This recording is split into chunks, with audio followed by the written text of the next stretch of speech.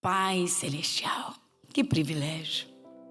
Não canso de dizer, Senhor, estando aqui na terra, vivendo uma vida em que tudo no mundo é físico, ou é o que se apresenta diante dos olhos físicos, mas sabemos que o mundo espiritual, Senhor, é real, realíssimo, eterno, tremendo, cheio de poder.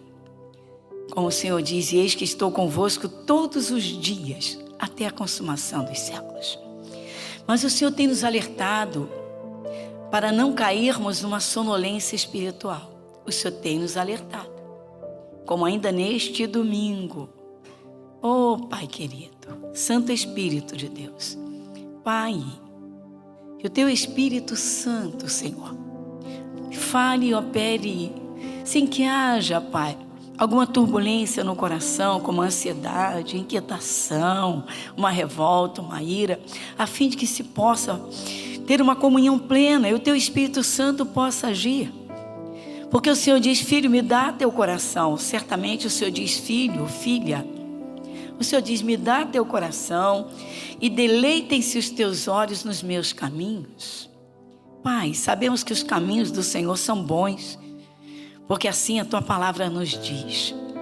Instruir-te-ei, ensinar-te-ei o caminho que deves seguir, guiar-te-ei com os meus olhos. É uma das partes tremendas, das mais lindas, que o Senhor nos apresenta para dizer que o Senhor está no controle, que o Senhor está observando. Como também o Senhor diz que os olhos do Senhor estão sobre toda a terra, buscando quem queira o Senhor, quem tem entendimento. Pai, nós agradecemos, Santo Espírito de Deus, que haja um despertamento, Pai, que não haja sonolência, para que o Teu Espírito Santo possa operar, Pai, trazendo paz ao coração, a força e o poder, renovando como só o Senhor pode, sabe fazer de modo tão lindo, tão esplêndido, renovando as forças. O Senhor chega a usar o símbolo da águia. Pai, muito obrigada, para que o Senhor possa restaurar, Pai, a saúde, a família, o casamento, a bênção do Senhor.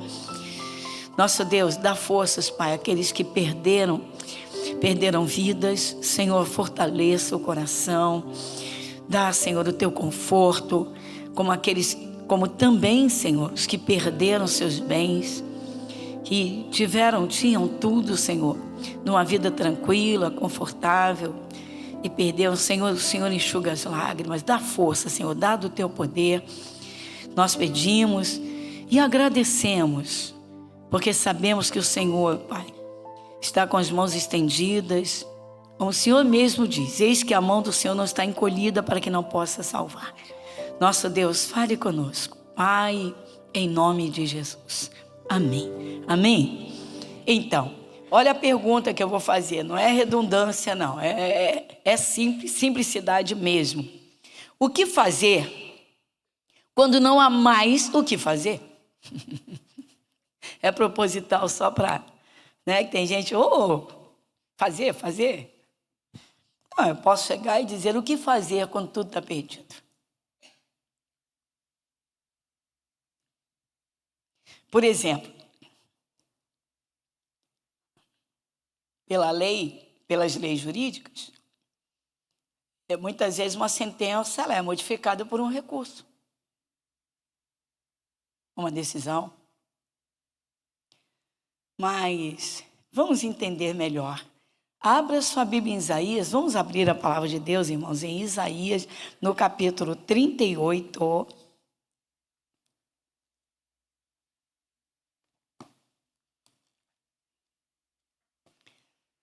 Livro do profeta Isaías, no capítulo 38.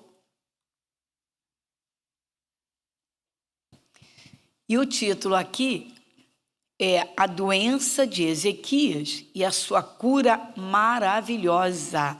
Eita! Olha que delícia!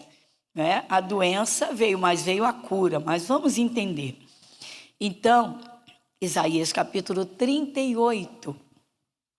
Naqueles dias, Ezequias adoeceu de uma enfermidade mortal. Eita, dá uma paradinha? Já começa aqui, né? Então, era uma enfermidade para a qual não havia cura. Era mortal. era para a morte. E aí? Então vamos lá. E veio a ele Isaías, filho de Amós, o profeta, e lhe disse: assim diz o Senhor, põe em ordem a tua casa, porque morrerás e não viverás. Agora a situação é muito mais grave. Por quê? Bom, primeiramente é uma doença incurável, uma enfermidade incurável. Então, já está, literalmente, o veredito já foi dado. É o trânsito em julgado ou acórdão, ou seja, não tem recurso. Ô, Ezequias, você não tem para onde correr, não tem jeito. Não tem. Porque a enfermidade dele não tinha cura. E quem foi que decretou que ele ia morrer? O próprio Deus.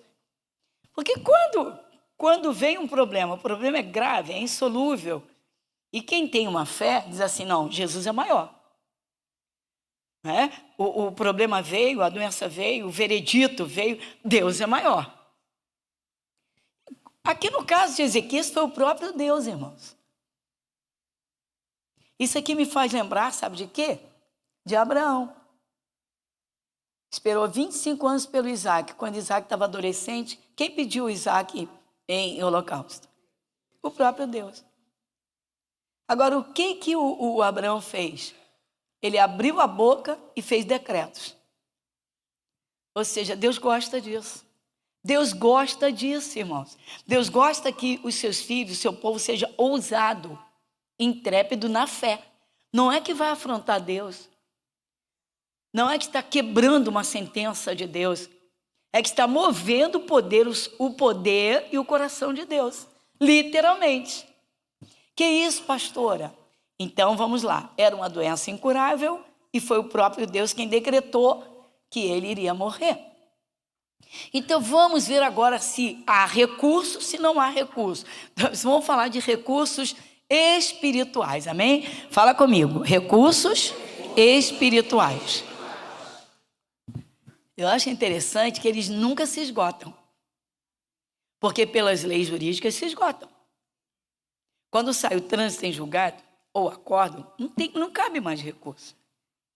Mas olha só, saiu o decreto, o trânsito em julgado, saiu o acórdão, saiu aqui o final da história do Ezequias. Ezequias, olha bem, assim, põe em ordem a tua casa. E Deus ainda diz, ó, você só vai ter tempo de organizar a sua casa, sua vida, está tudo bagunçado. Aí Deus disse, morrerás e não viverás. Vamos ver se ele aceitou? Então, você sabe que não. Vai no versículo 2. Então virou Ezequias o rosto para a parede e orou ao Senhor. Dá um glória a Deus. Qual é o recurso agora? Tá vendo, irmãos? Tá vendo? É lindo, gente. É lindo. A oração tem seus segredos. Primeiro, quem está orando? Como já temos tido estudos a respeito disso. Por quê? E se a pessoa está orando, por exemplo, tem gente que ora para vencer uma batalha por vingança. Deus não vai atender. Por que Deus não vai atender? Por causa do propósito. O propósito é maligno, não é bom. Tem gente que ora porque quer alguma coisa para suplantar o outro, por orgulho. Está dentro da palavra, está de acordo ou fora? Fora. Então, o que acontece? Quem está orando? Ezequias começou a orar. Aí a gente tem que lembrar do histórico dele, porque o Senhor Deus está mostrando que ele não está bem. Ele não está bem com Deus, a vida dele não está boa. Mas nós vamos contemplar a oração dele e depois vamos ver o porquê, né? O mal atingiu e Deus deu o decreto para ele. Mas vamos lá. Vamos ver agora a fé do Ezequias, a atitude do Ezequias. Resumindo, o recurso do qual Ezequias está fazendo uso. Versículo 3. E disse, Senhor, lembra-te, peço-te, de que andei diante de ti em verdade e com o coração perfeito, e fiz o que era reto aos teus olhos. E chorou Ezequias muitíssimo. O que Ezequias está fazendo? Ele está fazendo um concerto com Deus. Ele está fazendo um concerto com Deus. Então começa aqui. Olha, irmãos, a gente está vivendo um tempo assim tão acelerado, as pessoas correm tanto, que até filhos de Deus oferecem cultos assim, quase que como minutas, né? Tem gente que olha o relógio, tem gente que não tira tempo, não é? Para ficar diante de Deus, para pedir ao Espírito Santo que examine, que ajude. Isso é importante, porque quando nos colocamos diante de Deus, tirando um tempinho, pedindo ao Espírito Santo que nos examine, que nos ajude, normalmente o que acontece, ou numa pregação, numa ministração da palavra, ou numa leitura da Bíblia, você sente quando Deus fala com você. Às vezes Deus nos aponta uma falha que a gente está cometendo, sim ou não? Sim ou não? Um dia, muitos anos atrás, na faculdade, uma colega de turma estava do meu lado, sentada do meu lado, começou a discutir com o professor, mas discutiu feio. E ela estava afrontando o professor e gritando. Eu tentei e vi que ela... Aí, quando ela deu uma brechinha, que ela olhou para mim, eu falei, a ira do homem não opera a justiça de Deus. Falei, a ira do homem não opera a justiça de Deus. Ela, ai, me arrepiei toda. O que você falou? O que você falou? Me arrepiei toda. Eu vi que um espírito maligno estava sobre ela, fomentando para ela criar aquela polêmica, até porque era aquela pessoa ativista, que tomava uma liderança e queria revolucionar tudo. Então, eu fui com a palavra. A ira do homem não opera a justiça de Deus. Ai, me arrepiei todo. O que você falou? Falei, acaba com essa ira do coração. Está com raiva do professor? Isso não vai te levar a nada. Ela calou. Mas ela disse, eu estou toda arrepiada, eu estou toda arrepiada. Você vê como tem uma atmosfera espiritual maligna que incita uma pessoa para a briga. Mas porque o espírito dela está no erro. O espírito é vulnerável à ira. Tem gente que fica com raiva à toa, tem gente que fica com ódio, tem gente que fica magoado. E tem gente que nutre outros sentimentos que impedem a comunhão do Espírito Santo. Primeiramente, nós vamos analisar isso. Nós já vimos aqui o decreto, o trânsito em julgado, o acórdão, saiu o final. Não tem mais recurso para o Ezequias. E aí, ele desperta a consciência e começa, então, não é, a pensar nos últimos tempos, como ele vinha se conduzindo, e o Espírito Santo mostra. Eu quero compartilhar com vocês, porque o Espírito Santo, o Ezequias, irmãos, ele foi um rei tão importante para Israel, ele foi um rei tão importante, ele fazia tudo para agradar a Deus. E Deus foi com ele de tal maneira que o abençoou poderosamente. Ele foi um dos reis mais prósperos, assim, muito abençoado mesmo. Tipo assim, e Deus cuidava de uma forma esplêndida, porque ele tinha um coração muito, muito voltado para agradar a Deus. Menino novo, assumiu o trono com 25 anos de idade, levantava de madrugada para organizar o templo, para que se fizesse cultos e adoração, para que os sacrifícios fossem renovados, fossem feitos a Deus. Então ele queria agradar muito a Deus. Ele vivia, pessoal, uma comunhão com Deus linda e uma fé viva. E ele trabalhava muito pelo povo de Israel e pelo templo. Então ele trabalhava bastante para agradar a Deus. Tocava o coração de Deus. Só que ele prosperou tanto, tanto, tanto, que ele não vigiou o coração dele. O que aconteceu com o coração dele? Você marca aqui, vai em 2 Crônicas 32. 2 Crônicas, capítulo 32. Os versículos são os de números 25 e 26, mas a gente tem que pegar o 24 para ter contexto, né?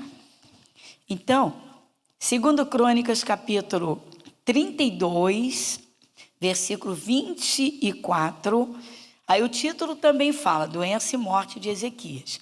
Mas vamos aqui, versículo 24. Achamos? Então, naqueles dias, Ezequias adoeceu de morte e orou ao Senhor, o qual lhe falou e lhe deu um sinal. 25. Mas não correspondeu Ezequias ao benefício que se lhe fez, porque o seu coração o quê? Se exaltou, pelo que veio grande indignação sobre ele e sobre Judá e Jerusalém. Você está vendo? Olha só o que aconteceu com o coração dele. Se exaltou, orgulho, vaidade. Ele se sentiu tipo assim, né? Eu conquistei, eu construí isso tudo, né? Eu faço, né? Então, ele deixou o orgulho tomar conta e se exaltou no seu coração. O seu coração. O coração tem que ser muito bem trabalhado. E quem ajuda, olha só, a palavra é viva. Ela ensina, ela trabalha. Mas, se não há uma percepção disso, o Espírito Santo não tem como ajudar. Por isso que é necessário orar e pedir que o Espírito Santo nos examine de vez em quando, Senhor. Porque tem coisas que a gente não vê, não percebe. E aí, vai comigo. Aí o versículo 26. Ezequias, porém, se humilhou pela soberba do seu coração. Ele e os habitantes de Jerusalém. E a grande indignação do Senhor não veio sobre eles nos dias de Ezequias. Está vendo? Então, você vê que ele chega a adoecer de uma doença mortal, que significa ele estava completamente desprovido dos cuidados de Deus, por causa do seu, pode falar em voz alta? Então, por causa do seu coração. As pessoas têm a mania de julgar as pessoas pelas aparências, mas ninguém conhece o coração, ninguém. As pessoas têm essa mania, fulano é orgulhoso, e às vezes não é. Você tem que ficar do lado para ver. Por exemplo, tem gente que critica quem tem uma boa postura e gosta de, vamos dizer assim, né? De qualidade. Vamos falar assim. Uma pessoa gosta de se vestir, não estou falando de moda, não estou falando de grife famosa, nada disso. Estou falando de dignidade. Mas tem gente que já bate o olho e diz assim, metido. Está julgando pelas aparências, pela aparência. Está errado, pessoal. Está errado. E isso está errado. Isso é feio. E às vezes uma pessoa que você acha que é simples. Caramba, se ela puder, te bota no chinelo. Te olha de banda.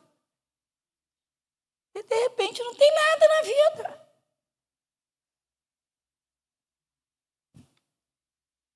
Eu estava até contando ontem para o grupo que estava comigo, quando estava indo para fazer o culto ontem lá na Camarista, grupo de obreiros. Eu estava conversando com o pessoal e eu falei, passei em frente a uma casa, estava à venda. E eu falei, há quase 30 anos atrás, o dono dessa casa se converteu comigo. Só que eu vim para cá, né? Os membros ficaram, que moravam perto então, né? Eu até orientei, fica aí, não tem necessidade de deslocar. E já era até bem senhor. E ele tinha uma asma que o levava para o hospital para ele ficar no balão de oxigênio. Diz que bombinha não resolvia mais para ele. Mas ele detestava cristãos. Ele não suportava a Bíblia. Era aquela coisa crente, cruz, credo, essa raça de crentes. Ele. E aí o que aconteceu? alguém da igreja que tinha amizade com ele começou a falar: olha, se o senhor abrir o coração para Jesus, se o senhor for na igreja, o senhor vai ficar curado. Um amigo falou: você vai ficar curado. E começou a pegar no pé dele. Ele dizia assim: para. Até que um dia ele foi 3 vezes para um pronto-socorro, 3 vezes, e na terceira à noite ele quase chegou a óbito, quase foi à morte. Aí não dormiu à noite. Ficou no hospital, no oxigênio, estava com dificuldade mesmo no oxigênio do hospital. E aí ele lembrou do amigo. Aí falou: quer saber de uma coisa? Eu vou lá para ver o que dá. Aí eu estava fazendo culto. Eu estou explicando, né? Os direitos da cruz, do Calvário. Estou explicando. E ele disse: gostei do que eu ouvi. Deixa eu ver o que vem depois. Aí no dia seguinte, olha só, irmãos, no dia seguinte de manhã ele estava na igreja. Ele já amanhecia passando mal, quando dormia, estava ele na igreja. E aí, de tarde, estava ele na igreja. De noite, estava ele na igreja. 3 vezes. No dia seguinte, ele estava lá. Uma semana depois, ele falou: pastora, a senhora permite que eu conte um fato que está acontecendo comigo? E eu não sabia nem o que vinha. Falei: pois não, senhor. Ele disse: eu pensei que eu era, que eu tinha, que eu sabia. Eu pensei que eu era, que eu tinha, que eu sabia. Falei: como é que é? Eu pensei que eu era, que eu tinha, que eu sabia. Ele disse: eu não sei nada. Eu preciso aprender. Tem uma semana que eu não vou para o hospital. Eu falei: ué? Eu fiquei assim: ué, uma semana que não vai? Ele falou: tem uma semana que eu não vou para o pronto-socorro. Eu falei, e ele disse: eu desde adolescente eu sofro de bronquite asmática. E ele disse: mas ultimamente estava me matando. Não tinha um dia que eu não fosse para o pronto-socorro. O pessoal lá já me conhece de cadeira. E ele disse: ultimamente eram 2, 3 vezes e até ficar à noite no balão de oxigênio. E ele disse: tem uma semana que eu comecei a frequentar aqui, 1 semana e 2 dias. E ele disse: não senti mais falta de ar. Falei: o senhor está curado. E ele disse: não estou entendendo nada, eu só sei que está dando certo. Só sei que está dando certo. Aí ele disse: essa noite eu fiquei pensando e eu cheguei a uma conclusão. Eu detestava crente, mas vocês estão certos porque eu estou bem. Falei: o senhor está conhecendo Jesus. Ele disse: não, agora eu vou conhecer mesmo. A senhora já me vê aqui 3 vezes no dia. Pois eu quero estar aqui todos os dias, em todo o tempo. Falei: em nome de Jesus. E foi desse jeito e ganhou almas para Jesus. Só a cura dele chamou a atenção da família toda e de muitos amigos. Porque era um caso gravíssimo. Você observa. E ele disse para mim, ele disse no testemunho, ele disse: eu era um homem muito orgulhoso. Sou acadêmico, sou formado nisso, naquilo. Ele disse: eu me achava superior a muita gente. E ele disse: Jesus colocou as coisas no lugar dentro de mim. E ele disse: eu quase morrendo de asma e me achando superior. Você está vendo aqui? Qual foi o pecado de Ezequias? Um pecado escondido que ninguém sabia. Onde era? No coração. Então, ele se exaltou, ou seja, o eu tomou conta, como se tudo que ele havia conquistado, tudo, como se tudo que ele conquistou na vida, tá? O poder, o ser rei, né? Sucessor do trono do Pai, as riquezas, a prosperidade, os muitos servos, como se tudo aquilo fosse pela capacidade e méritos dele. Gente, olha só. Nós sabemos que a palavra de Deus criou todas as coisas, o universo. A palavra criou a água que bebemos, os alimentos que sustentam o nosso corpo físico, o ar atmosférico que respiramos. A que conclusão se deve chegar? Ninguém vive sem a criação de Deus. Ele criou. Então é necessário conhecê-lo, reconhecer, atribuir a ele o que é dele.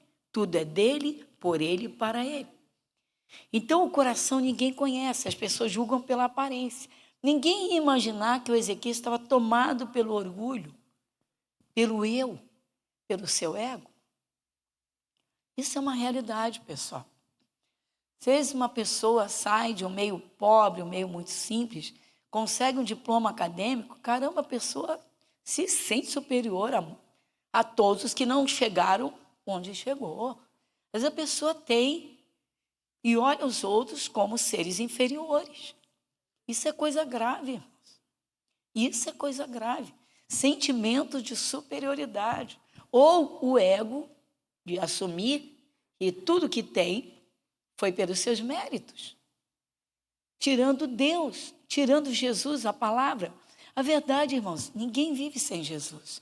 Desde o ar que se respira, os alimentos que comemos, a água que bebemos, a vida que temos. São coisas simples. Então, a gente está vendo o porquê. A palavra de Deus diz que maldição sem causa não encontra pouso. No caso de Ezequias, foi pior, porque Deus sondou o coração dele e se afastou dele. E aí, então, veio o decreto através do profeta Isaías. Vamos voltar lá no Isaías. E vamos, então, ver a oração do Ezequias. Voltando ao versículo 3, e disse: Ah, Senhor, lembra-te, peço-te, de que andei diante de ti em verdade e com o coração perfeito, e fiz o que era reto aos teus olhos. E chorou Ezequias muitíssimo. Quem sabe, gente, há quanto tempo ele não chorava em oração na presença de Deus? Quem sabe há quanto tempo ele não tinha um momento como esse, mesmo estando doente, ele não tinha, não estou dizendo a você, porque o choro vai curar, não estou dizendo isso. Eu não estou dizendo isso. As bênçãos de Deus vêm pela fé. Os milagres acontecem por Jesus, a palavra. Mas o nosso coração implica sim. Implica sim. O coração do Ezequias, irmãos, estava muito altivo, soberbo, orgulhoso. Às vezes, isso acontece, tá? Eu conto aqui um caso, porque não conhecem as pessoas e só estiveram diante de mim essa pessoa há pouquíssimo tempo, isso há mais de 30 anos atrás. O marido, o casal recém-casado, o marido foi chamado pela diretoria da empresa em que trabalhava e a empresa resolveu abençoá-lo poderosamente, pagando a faculdade dele. Quando ele chegou para que ele subisse os degraus na empresa, bom funcionário, então a empresa quis investir nele. Então chamou e o diretor da empresa disse: nós vamos investir em você porque a gente quer que você faça carreira aqui dentro. Você é um bom funcionário, o seu caráter, né, apresenta e tal, você representa bem a empresa e tal, coisa assim. E aí ele chegou em casa feliz da vida e contou para a esposa. Quando ele falou, ela virou a mesa, pessoal. Ele disse que desconheceu a esposa que ele tinha. Sabe o que ela disse? Se você vai fazer faculdade, você vai ser terceiro lugar. Eu vou fazer também. Eu não vou ficar para trás. Caramba, competir. Marido e mulher em competição. Ele disse, mas não é para melhorar as nossas condições? Não vai ser bom? Gente, coisa... E ela, que era de Jesus, e ele ainda não. Olha que coisa séria. Olha que coisa séria. Aí ele, olha só, aí ele disse: pode uma coisa dessa? Eu falei: claro que não. Agora poder pode, porque o coração de cada um pertence a cada um, né? Se sente dono do seu. Coisa séria. Essa moça nem aguentou ficar na igreja, porque não gostava muito de ouvir, não. Ela gostava muito de falar, mas de ouvir não gostava. E a fé é pelo ouvir. Mas vamos em frente. Então, olha comigo aqui. Primeiro, ele orou. Então, vamos lá. Pessoal, vamos aqui três fatores. Primeiro, aqui, no caso dele, agora nós vamos ler o lado de Ezequias. Primeiro, ele reconheceu o seu pecado. que era dentro do seu coração. Ele reconheceu. E isso acontece quando o Espírito Santo mostra quando o cristão busca. Então, ele orou e logo reconheceu todo o erro dele. Então, primeiro ele reconheceu o seu pecado, o seu erro. Segundo, ele orou, ele não calou. Não se conformou, não aceitou. Ele não aceitou o veredito final. Ele não aceitou. Ele não aceitou. Mas ele orou. Ele orou. Então diga, primeiro ele fez o conserto. Segundo, ele orou. Agora a terceira parte, né? Se ele não alimentasse a fé, se ele não continuasse ali, naquele propósito, como Deus ia trabalhar na vida dele? Porque Deus sonda o coração. Então, observa comigo, versículo 4. Então veio a palavra do Senhor a Isaías, dizendo: vai e dize a Ezequias: assim diz o Senhor, o Deus de Davi, teu pai. Ouvi a tua oração e vi as tuas... Dá uma paradinha. Qual foi o terceiro fator que comoveu Deus? As lágrimas dele diante de Deus. Porque tem gente, quando enfrenta problemas, irmãos, vai chorar no ombro do amigo, do colega de trabalho, da vizinha. Sim ou não? Ele chorou, derramou as lágrimas diante de... Era ele e Deus. Diga, era ele e Deus. Tem coisas, irmãos, que só serão resolvidas se o Espírito de Deus fizer uma intervenção. Se o Espírito de Deus operar para acabar com o mal. A doença era incurável. Incurável. Médico nenhum poderia resolver o caso dele. Então, para completar, ele estava errado no seu coração. O coração dele estava no erro. O coração dele não estava em linha reta. O coração dele estava altivo. O coração dele estava orgulhoso. O coração dele estava vaidoso. O coração dele estava nesse estado. E aí, então, né, o Espírito de Deus com certeza afastado. E aí vai. Então, o Isaías vai até ele com o decreto de Deus. Agora é pior ainda, porque além da doença ser incurável, foi o próprio Deus que disse que ele iria morrer. Agora você vê que ele faz uso dos recursos espirituais. Primeiro, arrependimento, conserto sério com Deus, reconhecimento do erro. Segundo, a oração. E terceiro, ele não chamou Isaías para dizer: fica aqui comigo, que eu preciso desabafar, eu preciso chorar, eu preciso... Não, ele derramou lágrimas diante de Deus. Isso é importante, irmãos. Importantíssimo. Ele derramou as suas lágrimas diante de Deus com sinceridade. A oração prova que ele tem fé. Se ele não tivesse fé, ele não oraria. Porque quem ora para buscar alguma coisa, para modificar uma sentença, para mudar a sua história, vamos lá. Se ora é porque tem uma certeza que Deus, no mínimo, vai ouvir. Então, isso já mexe no coração de Deus. Então, eu vejo aqui que o Ezequias, ele fez uso de, vamos dizer, 3 recursos. Primeiro, o primeiro recurso, ele se arrependeu profundamente. O segundo, ele orou. E orou uma oração tão sincera e comovente que tocou o coração de Deus. Deus prestou toda a atenção e diz que viu as lágrimas dele. Isso aqui é lindo, olha só. Olha só, versículo 5. Vai e diz a Ezequias: assim diz o Senhor, Deus de Davi teu pai: ouvi a tua oração e vi as tuas lágrimas. Diante de quem você tem chorado? Você tem que... Irmãos, às vezes as pessoas pensam, tá? Não, porque eu sou essa pessoa assim mesmo, eu sou simples, eu sou rasgado. Não é que você não possa chorar diante das pessoas. Jesus chorou.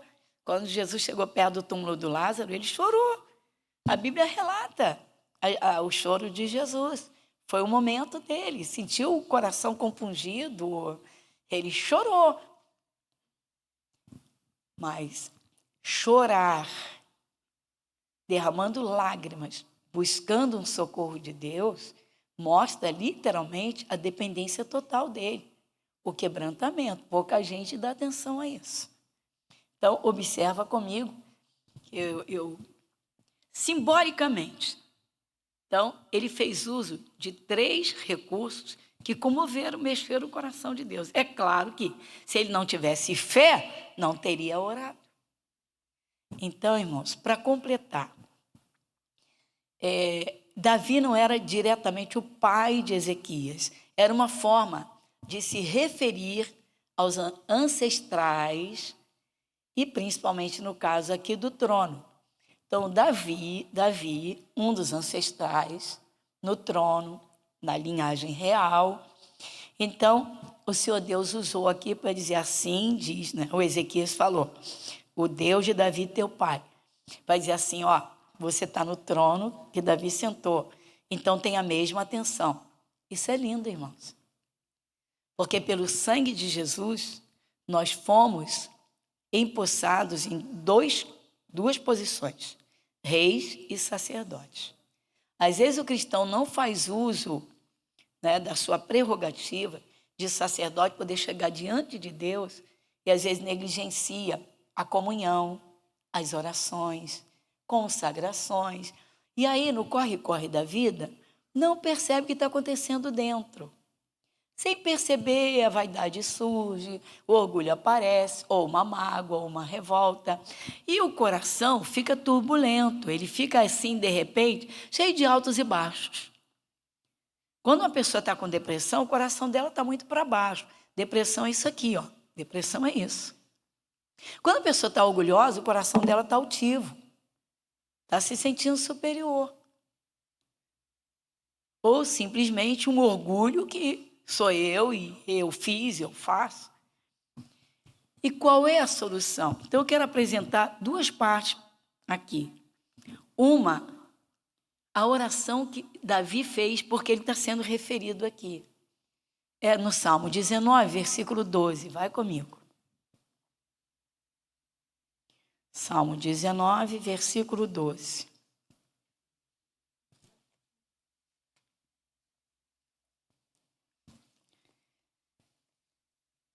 Olha só o exame de consciência, esse salmo é de Davi, tá? Então, olha o exame de consciência e a oração de Davi. Vai comigo. Versículo 12, quem vai? Quem pode entender os próprios erros? Expurga-me tu.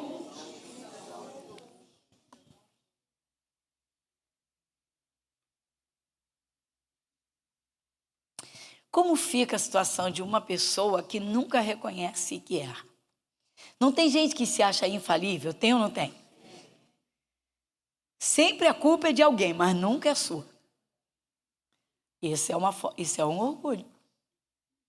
Todo ser humano é passível de erro. Todo ser humano é passível de falha.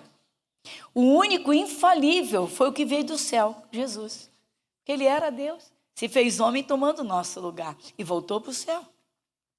Então, gente, não tem ser humano infalível. Agora observa comigo. Infelizmente, o Ezequias só fez o exame de consciência depois que, né, saiu o decreto dele de morte. O Davi não. No caso de Davi aqui, Davi também passou pela morte. Davi passou pelo vale da sombra da morte.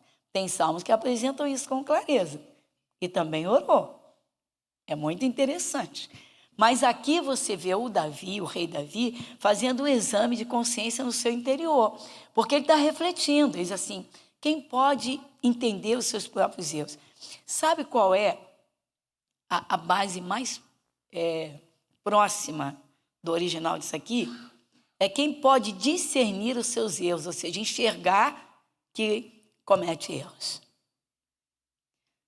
Então, há falhas que só quando o Espírito Santo mostra. Daí a necessidade das consagrações. De vez em quando, se derramar, e Deus vem e mostra. Ou ele usa uma pregação, na leitura da palavra.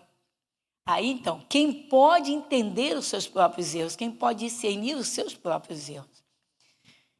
O orgulho, irmãos, ele é dominante, ele é violento. Somente o quebrantamento, olha a palavra, quebrantamento. Quem é que vai ajudar nisso? Quem convence do erro? O Espírito Santo. Então, aí ele pede. Agora vem a segunda parte desse aqui, vai comigo. Aí o que ele diz aqui? Expurga-me tu. Não, é o 12, pessoal. Eu só falei da primeira parte que tem a interrogação. Quem pode entender os seus próprios erros, o que ele pede? Expurga-me tu. Tem que pedir ajuda do Espírito Santo? Tem que pedir ajuda do Espírito Santo? Sim ou não? Sim. Então agora nós vamos em outra oração que o Davi fez, porque esse pedacinho desse versículo, a segunda parte do versículo 12, é uma oração de Davi. Agora vai comigo lá no Salmo de número 86, vai comigo. Salmo 86. Vamos juntos aqui.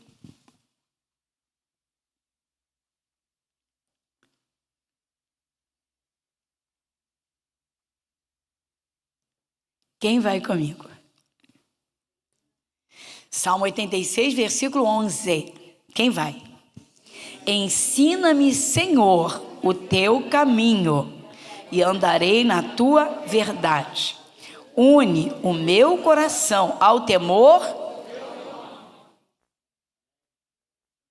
Quem não quer, olha só, todo mundo quer vencer na vida, não quer? Todo mundo quer prosperar, não quer? Você quer prosperar? Todo mundo quer, né? Toda pessoa inteligente, né? Sim ou não? São, irmãos, qualidade de vida. Não é luxo, não é riqueza, não são essas bobeiras. Dignidade. Bênçãos. Todo mundo quer uma vida abençoada, saúde, amém? Uma das maiores riquezas, né? Paz. Eita, alegria. Glória a Deus. Bênção na família. Então, mas tem os caminhos do coração. E se o caminho estiver muito elevado, muito alto, de repente, nem Deus quer atravessar ali, não. Então tem que acertar os caminhos do coração. Só que a gente não consegue enxergar.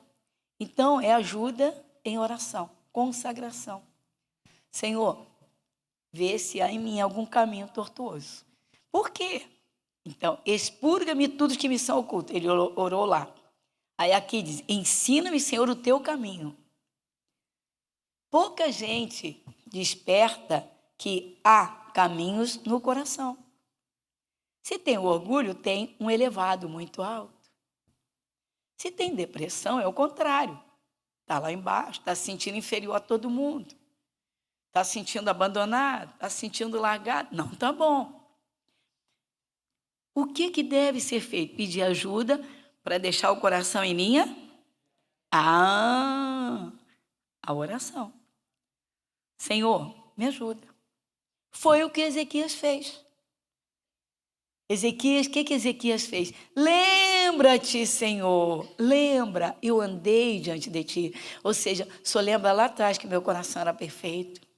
O Senhor lembra lá atrás que eu atribuía ao Senhor todo o meu sucesso, todas as minhas vitórias. Porque é uma realidade, né, gente?